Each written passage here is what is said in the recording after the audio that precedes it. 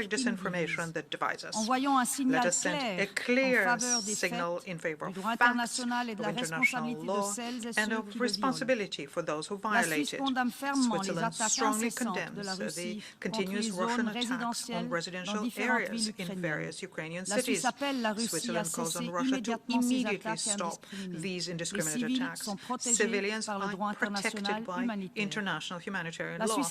Switzerland is strongly concerned about the humanitarian consequences of the armed conflict in Ukraine and the thousands of victims it is creating. The respect of international humanitarian law by all parties is crucial to limit these humanitarian consequences. Switzerland reiterates its call for strict respect of international humanitarian law and human rights. The protection of the civilian population and persons who are hors de combat is an obligation and must be ensured. We encourage initiatives in this regard, and we call for rapid and unhindered access of humanitarian assistance throughout the territory of Ukraine and in the areas occupied by Russia. In line with its humanitarian tradition, Switzerland reiterates its offer of good offices. In this spirit, Switzerland also expresses, as is stated in operative paragraph 7 of the resolution under consideration, its strong support for the efforts of the Secretary General to de-escalate the situation. The United Nations is a unique and universal platform for dialogue and cooperation if we, member states, remain united in defending its values and principles. Mr. President, Switzerland is a neutral country. Neutrality makes us refrain from providing military support, but neutrality does not prevent us from mobilizing for international law, for international humanitarian law, for the United Nations Charter and its principles. All of us in this hall have a collective responsibility to defend what unites us, what unites the United Nations. Therefore, Switzerland supports and co-sponsors the draft resolution proposed by Ukraine and calls on all member states to do the same. I thank you very much. I thank the distinguished representative of Switzerland, and now I give the floor to the distinguished representative of the United Kingdom.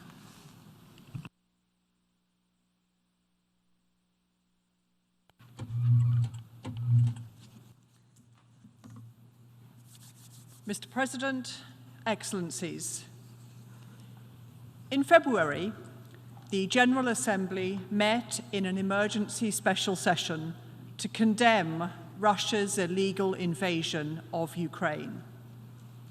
And today, we meet again to condemn Russia's sham referenda and attempted illegal annexation of the Ukrainian regions of Kherson, Zaporizhzhia, Luhansk, and Donetsk, the largest forcible annexation attempt since the Second World War. Putin is trying to take Ukraine's land, its resources, its identity. In doing so, he is overturning the most sacred principle in the international system, that borders cannot be drawn by force. Over 7 months into the war, the whole world understands the terrible cost of Russia's invasion. In Ukraine, families count that cost in the bodies exhumed from mass graves, in the rubble of flattened towns, and the lost education for millions of innocent children, and in the growing list of friends and relatives detained or forcibly deported through Russia's filtration process.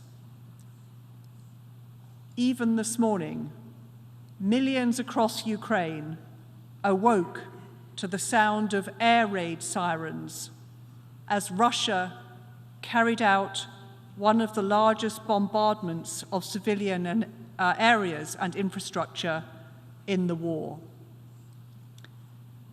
Around the world, people and governments are suffering from the unaffordable cost of higher food and energy prices. As a result of Russia's invasion, everyone's lives have been made more difficult and more insecure. And here in New York, we also see the cost in terms of damage to the UN Charter. The UN Charter enshrines the principle that no threat or use of force shall be made against the territorial integrity or political independence of any state. We have no way to resolve disputes or achieve the fundamental goals of the UN if we concede this principle. If any rogue head of state can, by force or fiat, change the borders of another UN member. This Assembly's call on Russia since the start of its illegal invasion has been simple. End this war and withdraw from Ukraine.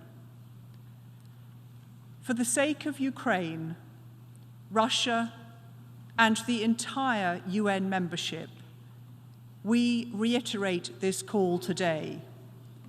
We call on Russia to end the war and honor the UN Charter.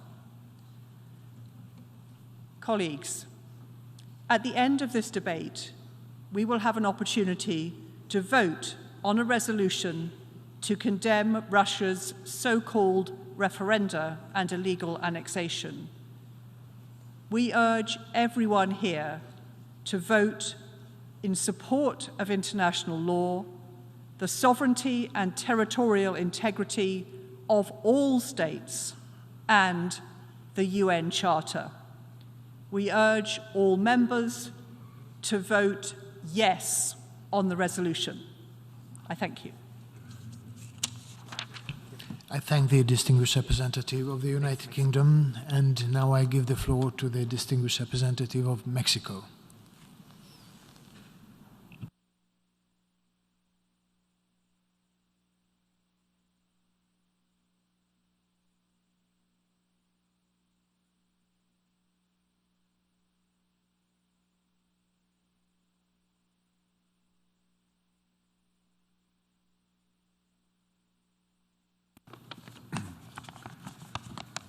Señor Presidente, Mr. President, Excelencias, Excellencies, agradecemos el informe especial presentado por el Consejo de Seguridad a la luz de la resolución 76/262 de esta Asamblea General, la cual sigue siendo aplicable al caso que nos ocupa.